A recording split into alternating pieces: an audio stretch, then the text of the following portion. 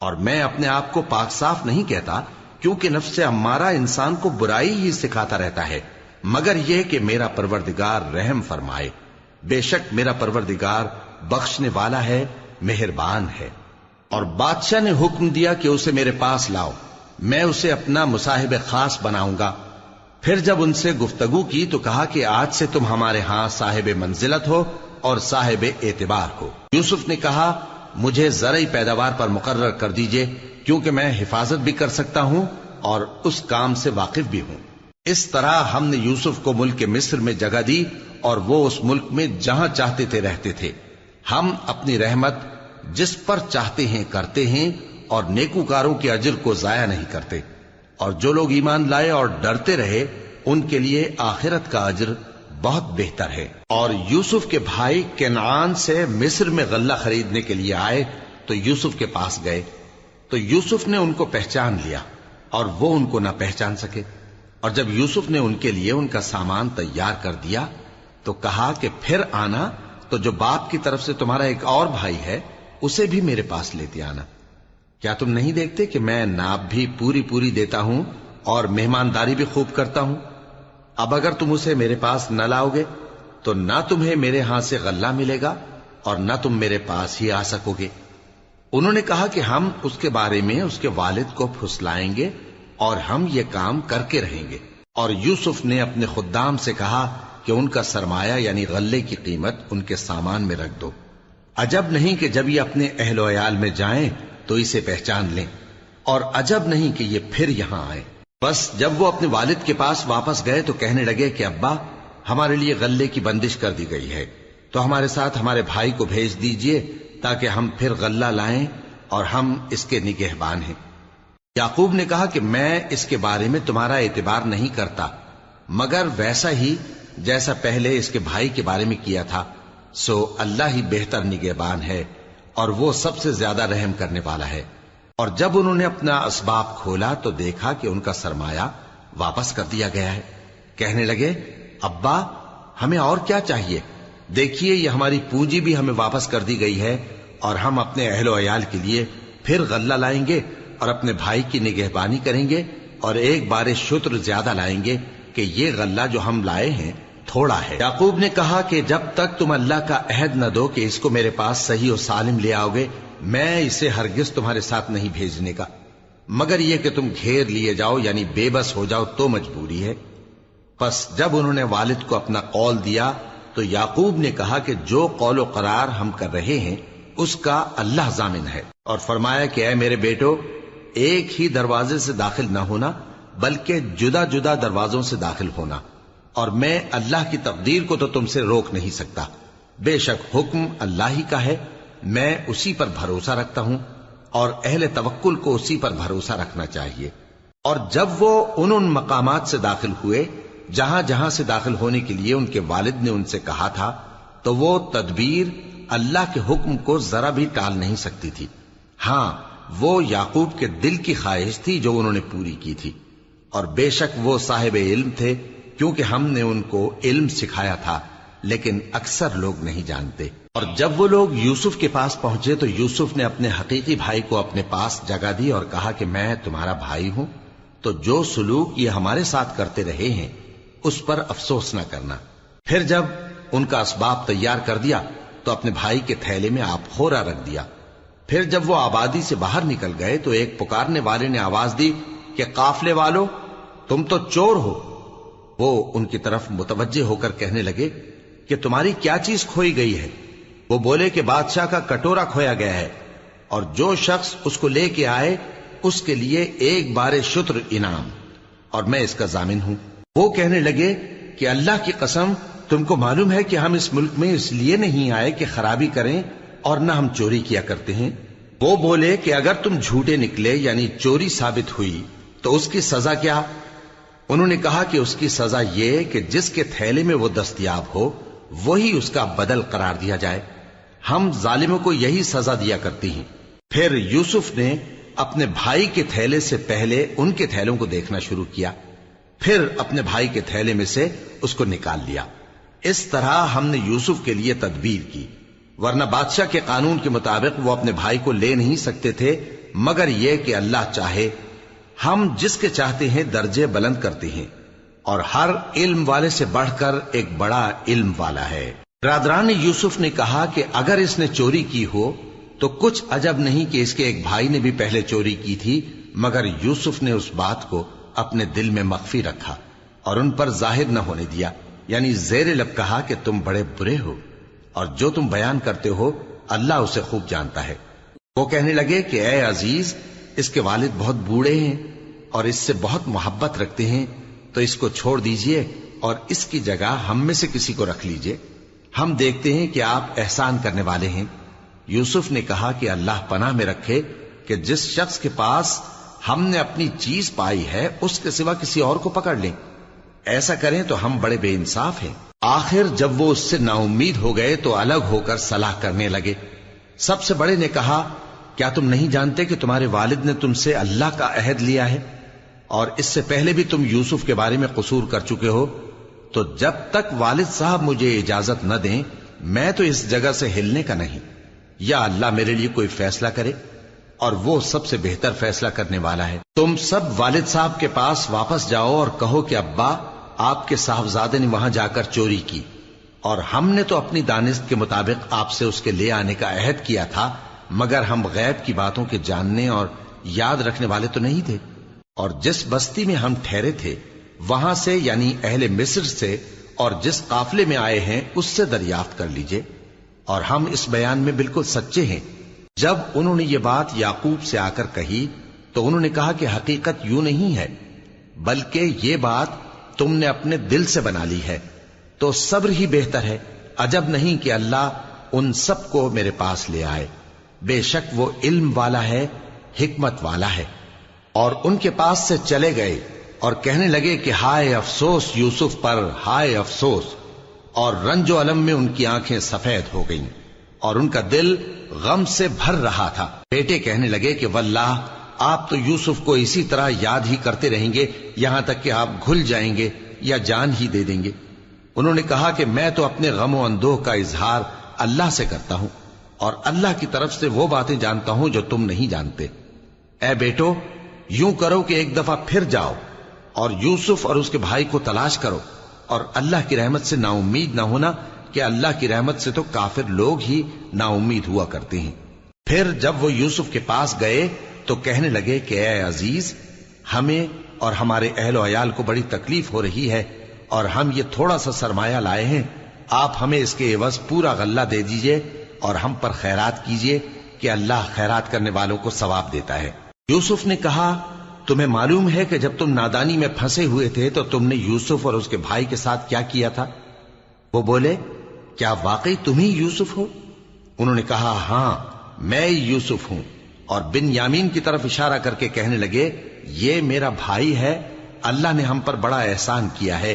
جو شخص اللہ سے ڈرتا اور صبر کرتا ہے تو اللہ نیکوکاروں کا اجر ضائع نہیں کرتا۔ وہ بولے، اللہ کی قسم، اللہ نے تم کو ہم پر فضیلت بخشی ہے اور بے شک ہم خطا کار تھے۔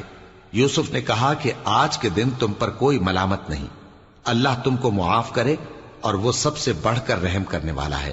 یہ میرا کرتا لے جاؤ، پھر اسے والد صاحب کے منہ پر ڈال دینا تو وہ بینا ہو جائیں گے، اور اپنے تمام اہل و عیال کو میرے پاس لے آؤ۔ اور جب قافلہ مصر سے روانہ ہوا تو ان کے والد کہنے لگے کہ اگر مجھ کو یہ نہ کہو کہ بوڑھا بہک گیا ہے تو مجھے تو یوسف کی بو آ رہی ہے۔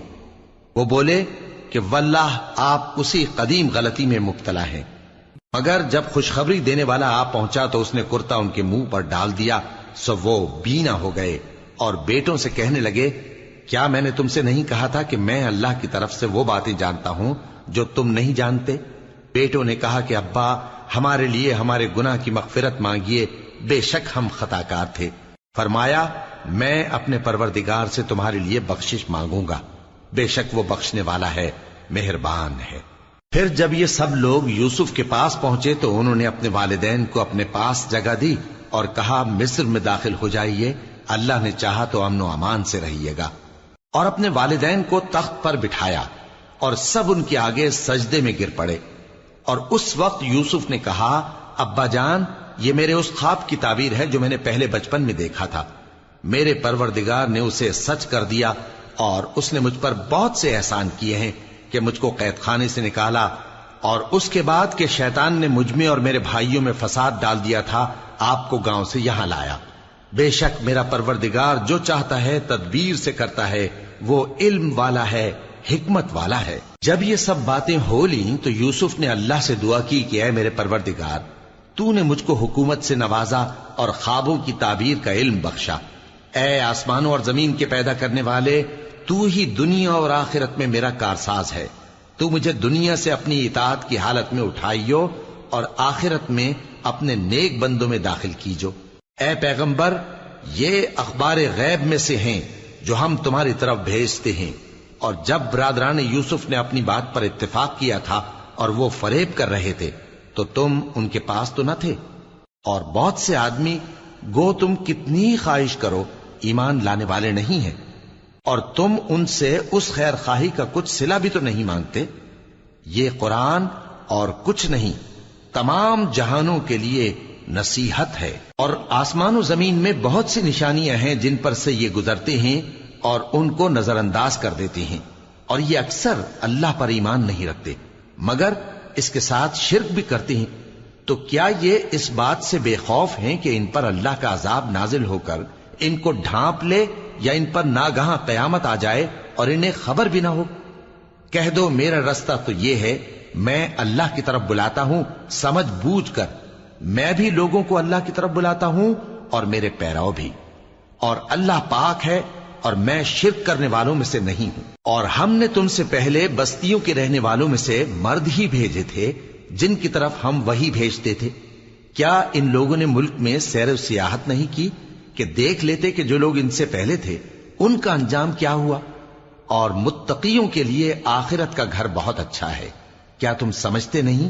یہاں تک کہ جب پیغمبر نا امید ہو گئے اور انہوں نے خیال کیا کہ اپنی نصرت کے بارے میں جو بات انہوں نے کہی تھی اس میں وہ سچے نہ نکلے، تو ان کے پاس ہماری مدد آ پہنچی، پھر جسے ہم نے چاہا بچا دیا، اور ہمارا عذاب اتر کر گناہگار لوگوں سے پھیرا نہیں کرتا۔ ان کے قصے میں عقل مندوں کے لیے عبرت ہے۔ یہ قرآن ایسی بات نہیں ہے جو اپنے دل سے بنائی گئی ہو، بلکہ جو کتابیں اس سے پہلے نازل ہوئی ہیں ان کی تصدیق کرنے والا ہے، اور ہر چیز کی تفصیل کرنے والا، اور مومنوں کے لیے ہدایت اور رحمت ہے۔ شروع اللہ کا نام لے کر جو بڑا مہربان نہایت رحم والا ہے۔ الف لام میم را۔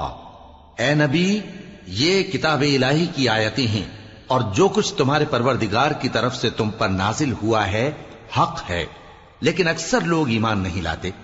اللہ وہی تو ہے جس نے ستونوں کے بغیر آسمان جیسا کہ تم دیکھتے ہو اتنے اونچے بنائے، پھر عرش پر جلوہ افروز ہوا اور سورج اور چاند کو کام میں لگا دیا، ہر ایک میعاد معین تک گردش کر رہا ہے۔ وہی دنیا کے کاموں کا انتظام کرتا ہے، اس طرح وہ اپنی آیتیں کھول کھول کر بیان کرتا ہے کہ تم اپنے پروردگار کے روبرو جانے کا یقین کرو۔ اور وہی ہے جس نے زمین کو پھیلایا اور اس میں پہاڑ اور دریا پیدا کیے اور ہر طرح کے میووں کی دو دو قسمیں بنائیں۔ وہی رات کو دن کا لباس پہناتا ہے، غور کرنے والوں کے لیے اس میں بہت سی نشانیاں ہیں۔ اور زمین میں کئی طرح کے قطعات ہیں ایک دوسرے سے ملے ہوئے، اور انگور کے باغ اور کھیتی اور کھجور کے درخت، بعض کی بہت سی شاخیں ہیں اور بعض کی اتنی نہیں ہوتی، باوجود کہ پانی سب کو ایک ہی ملتا ہے۔ اور ہم بعض میووں کو بعض پر لذت میں فضیلت دیتی ہیں، اور اس میں سمجھنے والوں کے لیے بہت سی نشانیاں ہیں۔ اگر تم عجیب بات سننی چاہو تو کافروں کا یہ کہنا عجیب ہے کہ جب ہم مر کر مٹی ہو جائیں گے تو کیا اثر نو پیدا ہوں گے؟ یہی لوگ ہیں جو اپنے پروردگار سے منکر ہوئے ہیں، اور یہی ہیں جن کی گردنوں میں طوق ہوں گے، اور یہی اہل دوزخ ہیں کہ ہمیشہ اس میں جلتے رہیں گے۔ اور یہ لوگ بھلائی سے پہلے تم سے برائی جلدی سے مانگتے ہیں، یعنی طالب عذاب ہیں، حالانکہ ان سے پہلے عذاب واقع ہو چکے ہیں۔ اور تمہارا پروردگار لوگوں کو باوجود ان کی بے انصافیوں کے معاف کرنے والا ہے، اور بے شک تمہارا پروردگار سخت عذاب دینے والا ہے۔ اور کافر لوگ کہتے ہیں کہ اس پیغمبر پر اس کے پروردگار کی طرف سے کوئی نشانی کیوں نازل نہیں ہوئی؟ اے نبی، تم تو صرف خبردار کرنے والے ہو، اور ہر ایک قوم کے لیے رہنما ہوا کرتا ہے۔ اللہ ہی اس بچے سے واقف ہے جو عورت کے پیٹ میں ہوتا ہے، اور وہی پیٹ کے سکڑنے اور بڑھنے سے بھی واقف ہے، اور ہر چیز کا اس کے ہاں ایک اندازہ مقرر ہے۔ وہ چھپی اور ظاہر چیزوں کا جاننے والا ہے، سب سے بزرگ ہے، عالی رتبہ ہے۔ کوئی تم میں سے چپکے سے بات کہے یا پکار کر، یا رات کو کہیں چھپ جائے یا دن کی روشنی میں کھلم کھلا چلے پھرے، اللہ کے نزدیک برابر ہے۔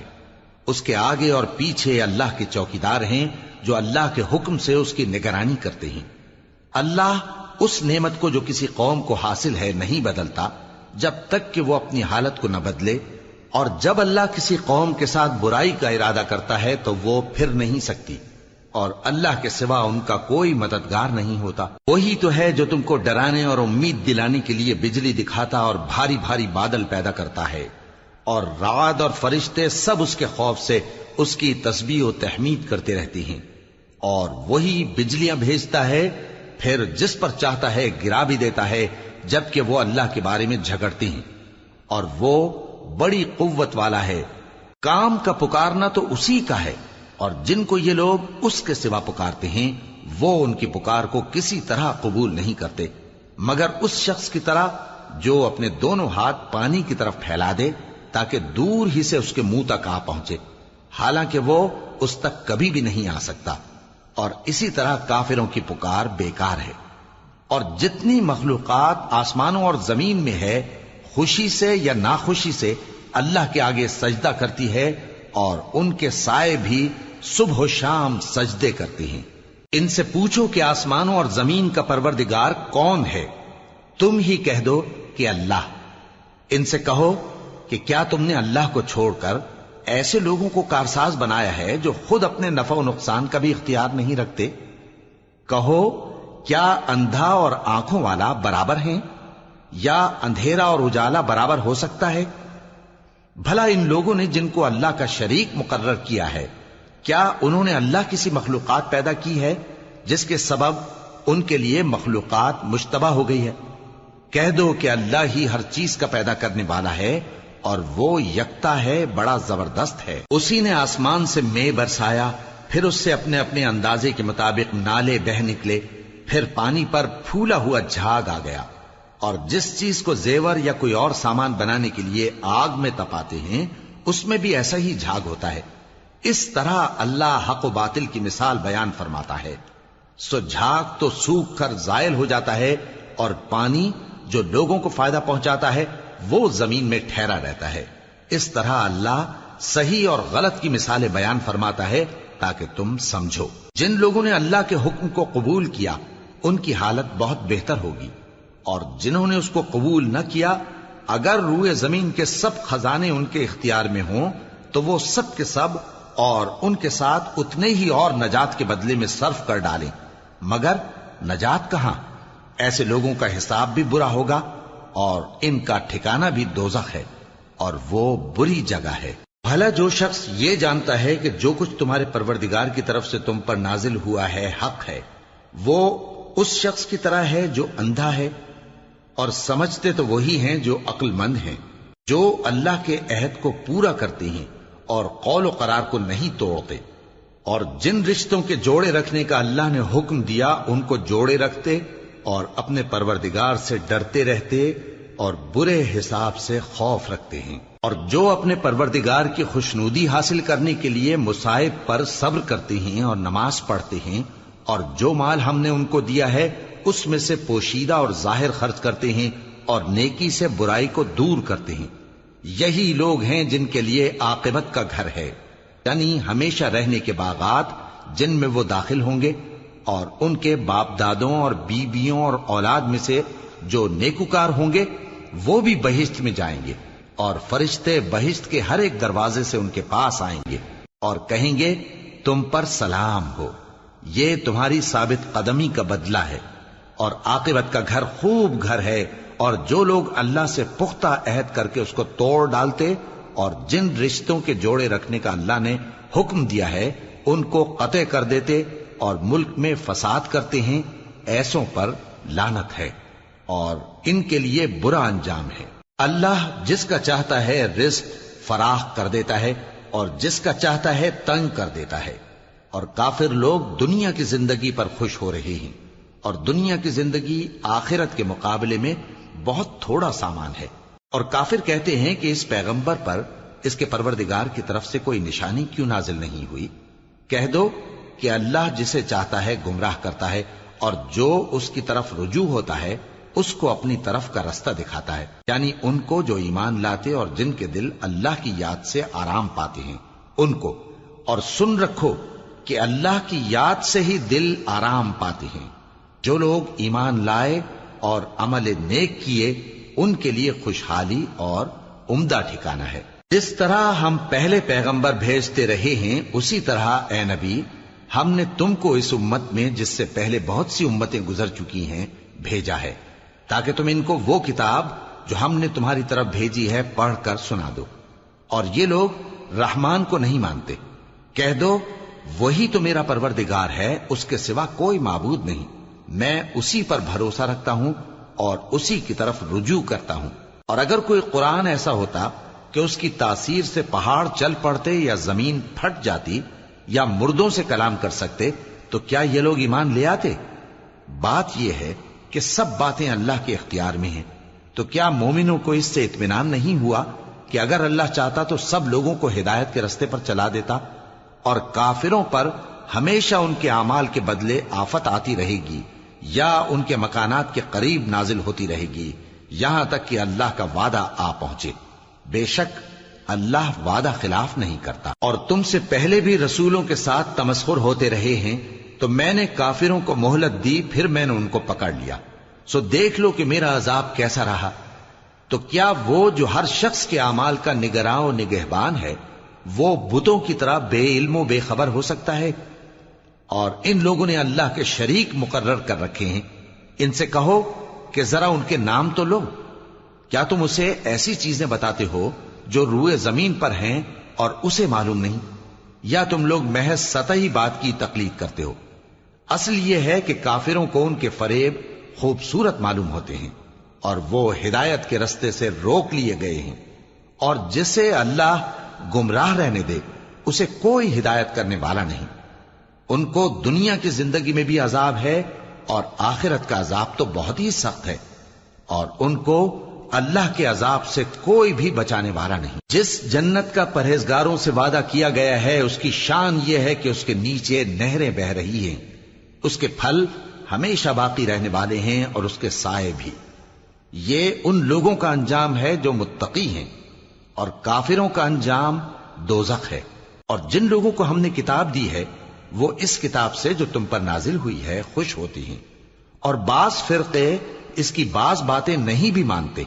کہہ دو کہ مجھ کو یہی حکم ہوا ہے کہ اللہ ہی کی عبادت کروں اور اس کے ساتھ کسی کو شریک نہ بناؤں، میں اسی کی طرف بلاتا ہوں اور اسی کی طرف مجھے لوٹنا ہے۔ اور اسی طرح ہم نے اس قرآن کو عربی زبان کا فرمان بنا کر نازل کیا ہے، اور اگر تم علم آ جانے کے بعد ان لوگوں کی خواہشوں کے پیچھے چلو گے تو اللہ کے سامنے کوئی نہ تمہارا مددگار ہوگا اور نہ کوئی بچانے والا۔ اور اے نبی ہم نے تم سے پہلے بھی پیغمبر بھیجے تھے اور ان کو بیویاں اور اولاد بھی دی تھیں، اور کسی پیغمبر کے اختیار کی بات نہ تھی کہ اللہ کے حکم کے بغیر کوئی نشانی لے آتا۔ ہر حکم قضا کتاب میں لکھا ہوا ہے۔ اللہ جس چیز کو چاہتا ہے مٹا دیتا ہے اور جس کو چاہتا ہے باقی رکھتا ہے، اور اسی کے پاس اصل کتاب ہے۔ اور اگر ہم کوئی عذاب جس کا ان لوگوں سے وعدہ کرتے ہیں تمہیں دکھائیں، یعنی تمہارے روبرو ان پر نازل کریں، یا تمہاری مدت حیات پوری کر دیں، یعنی تمہارے انتقال کے بعد عذاب بھیجیں، تو تمہارا کام ہمارے احکام کا پہنچا دینا ہے اور ہمارا کام حساب لینا ہے۔ کیا انہوں نے نہیں دیکھا کہ ہم زمین کو اس کے کناروں سے گھٹاتے چلے آ رہے ہیں؟ اور اللہ جیسا چاہتا ہے حکم کرتا ہے، کوئی اس کے حکم کا رد کرنے والا نہیں، اور وہ جلد حساب لینے والا ہے۔ جو لوگ ان سے پہلے تھے وہ بھی بہتیری تدبیریں کرتے رہے ہیں، سو تدبیر تو سب اللہ ہی کی ہوتی ہے۔ ہر شخص جو کچھ کر رہا ہے اللہ اسے جانتا ہے، اور کافر جلد معلوم کر لیں گے کہ آخرت میں اچھا انجام کس کے لیے ہوتا ہے۔ اور کافر لوگ کہتے ہیں کہ تم پیغمبر نہیں ہو۔ کہہ دو کہ میرے اور تمہارے درمیان اللہ اور وہ شخص جس کے پاس کتاب آسمانی کا علم ہے بطور گواہ کافی ہے۔ شروع اللہ کا نام لے کر جو بڑا مہربان نہایت رحم والا ہے۔ الف لام را، یہ ایک پر نور کتاب ہے، اس کو ہم نے تم پر اس لیے نازل کیا ہے کہ تم لوگوں کو اندھیروں سے نکال کر روشنی کی طرف لے جاؤ، یعنی ان کے پروردگار کے حکم سے عزت والے خوبیوں والے مالک کے راستے کی طرف، یعنی اس اللہ کے راستے کی طرف کہ جو کچھ آسمانوں اور زمین میں ہے سب اسی کا ہے، اور ان کافروں کے لیے عذاب شدید کی وجہ سے تباہی اور بربادی مقدر ہے، جو آخرت کے مقابلے میں دنیاوی زندگی کو پسند کرتے اور لوگوں کو اللہ کے راستے سے روکتے اور اس میں کجی چاہتے ہیں۔ یہ لوگ بڑے دور کی گمراہی میں ہیں، اور ہم نے کوئی پیغمبر نہیں بھیجا مگر وہ اپنی قوم کی زبان بولتا تھا تاکہ انہیں احکام الہی کھول کھول کر بتا دے۔ پھر اللہ جسے چاہتا ہے گمراہ رہنے دیتا ہے اور جسے چاہتا ہے ہدایت دیتا ہے، اور وہ غالب ہے، حکمت والا ہے۔ اور ہم نے موسیٰ کو اپنی نشانیاں دے کر بھیجا کہ اپنی قوم کو تاریکیوں سے نکال کر روشنی میں لے جاؤ اور ان کو اللہ کے دن یاد دلاؤ، اور اس میں ان لوگوں کے لیے جو صابر و شاکر ہیں نشانیاں ہیں۔ اور جب موسیٰ نے اپنی قوم سے کہا کہ اللہ نے جو تم پر مہربانیاں کی ہیں ان کو یاد کرو، جبکہ اس نے تم کو فرعون کی قوم سے رہائی بخشی، وہ لوگ تمہیں برے برے عذاب دیتے تھے اور تمہارے بیٹوں کو مار ڈالتے تھے اور تمہاری لڑکیوں کو زندہ رہنے دیتے تھے، اور اس میں تمہارے پروردگار کی طرف سے بڑی آزمائش تھی۔ اور جب تمہارے پروردگار نے تم کو آگاہ کیا کہ اگر شکر کرو گے تو میں تمہیں زیادہ دوں گا، اور اگر ناشکری کرو گے تو یاد رکھو کہ میرا عذاب بھی سخت ہے۔ اور موسیٰ نے صاف صاف کہہ دیا کہ اگر تم اور جتنے اور لوگ زمین میں ہیں سب کے سب ناشکری کرو تو بھی اللہ بے نیاز ہے، قابل تعریف ہے۔ بھلا تم کو ان لوگوں کے حالات کی خبر نہیں پہنچی جو تم سے پہلے تھے، یعنی نوح اور عاد اور سمود کی قوم اور جو ان کے بعد تھے، جن کا علم اللہ کے سوا کسی کو نہیں۔ جب ان کے پاس ان کے پیغمبر نشانیاں لے کر آئے تو انہوں نے اپنے ہاتھ ان کے منہوں پر رکھ دیے کہ خاموش رہو، اور کہنے لگے کہ ہم تو تمہاری رسالت کو تسلیم نہیں کرتے، اور جس چیز کی طرف تم ہمیں بلاتے ہو ہم کو اس میں بھاری شک ہے۔ ان کے پیغمبروں نے کہا، کیا تم کو اللہ کے بارے میں شک ہے جو آسمانوں اور زمین کا پیدا کرنے والا ہے؟ وہ تمہیں اس لیے بلاتا ہے کہ تمہارے گناہ بخشے اور ایک مدت مقرر تک تم کو مہلت دے۔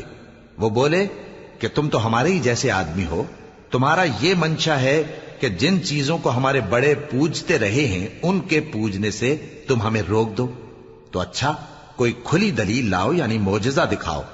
پیغمبروں نے ان سے کہا کہ ہاں ہم تمہارے ہی جیسے آدمی ہیں، لیکن اللہ اپنے بندوں میں سے جس پر چاہتا ہے نبوت کا احسان کرتا ہے، اور ہمارے اختیار کی بات نہیں کہ ہم اللہ کے حکم کے بغیر تم کو تمہاری فرمائش کے مطابق معجزہ دکھائیں، اور اللہ ہی پر مومنوں کو تو بھروسہ رکھنا چاہیے۔ اور ہم کیوں اللہ پر بھروسہ نہ رکھیں حالانکہ اس نے ہم کو ہمارے دین کے سیدھے رستے بتائے ہیں، اور جو تکلیفیں تم ہم کو دیتے ہو اس پر ہم صبر کریں گے، اور اہل توکل کو تو اللہ ہی پر بھروسہ رکھنا چاہیے۔ اور جو کافر تھے انہوں نے اپنے پیغمبروں سے کہا کہ یا تو ہم تم کو اپنے ملک سے باہر نکال دیں گے یا تم ہمارے مذہب میں واپس آ جاؤ۔ پس ان کے پروردگار نے ان کی طرف وحی بھیجی کہ ہم ظالموں کو ہلاک کر دیں گے اور ان کے بعد تم کو اس زمین میں آباد کر دیں گے۔ یہ اس شخص کے لیے ہے جو قیامت کے روز میرے سامنے کھڑے ہونے سے ڈرے اور میرے عذاب سے خوف کرے۔ اور پیغمبروں نے اللہ سے فتح چاہی اور ہر سرکش ضدی نامراد رہ گیا۔ اس کے پیچھے دوزخ ہے اور اسے پیپ والا پانی پلایا جائے گا، وہ اس کو گھونٹ گھونٹ کر کے پیے گا اور گلے سے نہیں اتار سکے گا، اور ہر طرف سے اسے موت آ رہی ہوگی مگر وہ مرنے میں نہیں آئے گا، اور اس کے بعد سخت عذاب ہوگا۔ جن لوگوں نے اپنے پروردگار سے کفر کیا ان کے اعمال کی مثال راکھ کی سی ہے کہ آندھی کے دن اس پر زور کی ہوا چلے جو اسے اڑا لے جائے۔ اسی طرح جو کام وہ کرتے رہے ان پر ان کو کچھ قابو نہ ہوگا۔ یہی تو پرلے سرے کی گمراہی ہے۔ کیا تم نے نہیں دیکھا کہ اللہ نے آسمانوں اور زمین کو تدبیر سے پیدا کیا ہے؟ اگر وہ چاہے تو تم کو نابود کر دے اور تمہاری جگہ نئی مخلوق پیدا کر دے، اور یہ اللہ کو کچھ بھی مشکل نہیں۔ اور قیامت کے دن سب لوگ اللہ کے سامنے کھڑے ہوں گے تو غریب پیروکار بڑے بن بیٹھنے والوں سے کہیں گے کہ ہم تو تمہارے پیرو تھے، کیا تم اللہ کا کچھ عذاب ہم پر سے دفع کر سکتے ہو؟ وہ کہیں گے کہ اگر اللہ ہم کو ہدایت کرتا تو ہم تم کو ہدایت کرتے۔ اب ہم گھبراہٹ ظاہر کریں یا صبر کریں ہمارے حق میں برابر ہے، کوئی جگہ رہائی کی ہمارے لیے نہیں ہے۔ اور جب حساب کتاب کا کام فیصل ہو چکے گا تو شیطان کہے گا جو وعدہ اللہ نے تم سے کیا تھا وہ تو سچا تھا، اور جو وعدہ میں نے تم سے کیا تھا وہ جھوٹا تھا، اور میرا تم پر کسی طرح کا زور نہیں تھا۔ ہاں، میں نے تم کو گمراہی اور باطل کی طرف بلایا تو تم نے جلدی سے اور بے دلیل میرا کہنا مان لیا۔ تو آج مجھے ملامت نہ کرو، اپنے آپ ہی کو ملامت کرو۔ نہ میں تمہاری فریاد رسی کر سکتا ہوں اور نہ تم میری فریاد رسی کر سکتے ہو۔ میں اس بات سے انکار کرتا ہوں کہ تم پہلے مجھے شریک بناتے تھے۔ بے شک جو ظالم ہیں ان کے لیے درد دینے والا عذاب ہے۔ اور جو ایمان لائے اور عمل نیک کرتے رہے وہ بہشتوں میں داخل کیے جائیں گے جن کے نیچے نہریں بہ رہی ہیں۔ اپنے پروردگار کے حکم سے وہ ہمیشہ ان میں رہیں گے، وہاں وہ ہر ملاقات پر ایک دوسرے کو سلام کہیں گے۔ کیا تم نے نہیں دیکھا کہ اللہ نے کلمہ طیبہ کی کیسی مثال بیان فرمائی ہے؟ وہ ایسی ہے جیسے پاکیزہ درخت جس کی جڑ مضبوط ہو اور شاخیں آسمان میں پھیلی ہوں۔ وہ اپنے پروردگار کے حکم سے ہر موقع پر پھل لاتا ہو، اور اللہ لوگوں کے لیے مثالیں بیان فرماتا ہے تاکہ وہ نصیحت حاصل کریں۔ اور ناپاک بات یعنی غلط عقیدے کی مثال ناپاک درخت کی سی ہے کہ وہ زمین کے اوپر ہی سے اکھیڑ کر پھینک دیا جائے، اس کو ذرا بھی قرار و ثبات نہیں۔ اللہ مومنوں کے دلوں کو صحیح اور پکی بات سے دنیا کی زندگی میں بھی مضبوط رکھتا ہے اور آخرت میں بھی رکھے گا، اور اللہ بے انصافوں کو گمراہ کر دیتا ہے، اور اللہ جو چاہتا ہے کرتا ہے۔ کیا تم نے ان لوگوں کو نہیں دیکھا جنہوں نے اللہ کے احسان کو ناشکری سے بدل دیا اور اپنی قوم کو تباہی کے گھر میں لا اتارا، یعنی دوزخ میں، کہ سب ناشکرے اس میں داخل ہوں گے اور وہ برا ٹھکانہ ہے۔ اور ان لوگوں نے اللہ کے شریک مقرر کیے کہ لوگوں کو اس کے رستے سے گمراہ کریں۔ کہہ دو کہ چند روز فائدے اٹھا لو، آخر کار تم کو دوزخ کی طرف لوٹ کر جانا ہے۔ اے پیغمبر، میرے مومن بندوں سے کہہ دو کہ نماز پڑھا کریں، اور اس دن کے آنے سے پیشتر جس میں نہ اعمال کا سودا ہوگا اور نہ دوستی کام آئے گی، ہمارے دیے ہوئے مال میں سے پوشیدہ اور علانیہ خرچ کرتے رہیں۔ اللہ ہی تو ہے جس نے آسمانوں اور زمین کو پیدا کیا اور آسمان سے مے برسایا، پھر اس سے تمہارے کھانے کے لیے پھل پیدا کیے اور کشتیوں اور جہازوں کو تمہارے زیر فرمان کیا تاکہ وہ سمندر میں اس کے حکم سے چلیں، اور نہروں کو بھی تمہارے زیر فرمان کیا، اور سورج اور چاند کو تمہارے لیے کام میں لگا دیا کہ دونوں دن رات ایک ڈگر پر چل رہے ہیں، اور رات اور دن کو بھی تمہاری خاطر کام میں لگا دیا، اور جو کچھ تم نے مانگا سب میں سے تم کو عنایت کیا۔ اور اگر اللہ کے احسان گننے لگو تو شمار نہ کر سکو، مگر لوگ نعمتوں کا شکر نہیں کرتے۔ کچھ شک نہیں کہ انسان بڑا بے انصاف ہے، ناشکرا ہے۔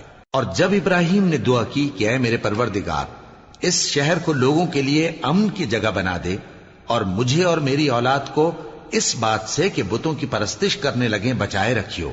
اے پروردگار، انہوں نے بہت سے لوگوں کو گمراہ کیا ہے، سو جس شخص نے میرا کہا مانا وہ میرا ہے، اور جس نے میری نافرمانی کی تو تو بخشنے والا ہے، مہربان ہے۔ اے پروردگار، میں نے اپنی اولاد ایک وادی میں جہاں کھیتی نہیں، تیرے عزت و ادب والے گھر کے پاس لا بسائی ہے۔ اے پروردگار، تاکہ یہ نماز پڑھیں، سو تو لوگوں کے دلوں کو ایسا کر دے کہ ان کی طرف جھکے رہیں، اور ان کو میووں سے روزی دیتے رہنا تاکہ تیرا شکر کریں۔ اے پروردگار، جو بات ہم چھپاتے اور جو ظاہر کرتے ہیں تو سب جانتا ہے، اور اللہ سے کوئی چیز مخفی نہیں، نہ زمین میں نہ آسمان میں۔ اللہ کا شکر ہے جس نے مجھ کو بڑی عمر میں اسماعیل اور اسحاق بخشے، بے شک میرا پروردگار دعا سننے والا ہے۔ اے پروردگار، مجھ کو ایسی توفیق عنایت کر کہ نماز پڑھتا رہوں، اور میری اولاد کو بھی یہ توفیق بخش۔ اے پروردگار، میری دعا قبول فرما۔ اے پروردگار، حساب کتاب کے دن میری اور میرے ماں باپ کی اور مومنوں کی مغفرت کیجو۔ اور مومنوں، یہ نہ سمجھنا کہ یہ ظالم جو کام کر رہے ہیں اللہ ان سے بے خبر ہے۔ وہ ان کو اس دن تک مہلت دے رہا ہے جبکہ دہشت کے سبب آنکھیں پھٹی کی پھٹی رہ جائیں گی اور لوگ سر اٹھائے ہوئے میدان قیامت کی طرف دوڑ رہے ہوں گے۔ ان کی نگاہیں خود اپنی طرف لوٹ نہ سکیں گی اور ان کے دل مارے خوف کے ہوا ہو رہے ہوں گے۔ اور لوگوں کو اس دن سے آگاہ کر دو جب ان پر عذاب آ جائے گا۔ تب ظالم لوگ کہیں گے کہ اے ہمارے پروردگار، ہمیں تھوڑی سی مہلت عطا کر تاکہ ہم تیری دعوت توحید قبول کریں اور تیرے پیغمبروں کے پیچھے چلیں۔ تو جواب ملے گا، کیا تم پہلے قسمیں نہیں کھایا کرتے تھے کہ تم کو اس حال سے جس میں تم ہو زوال نہیں ہوگا؟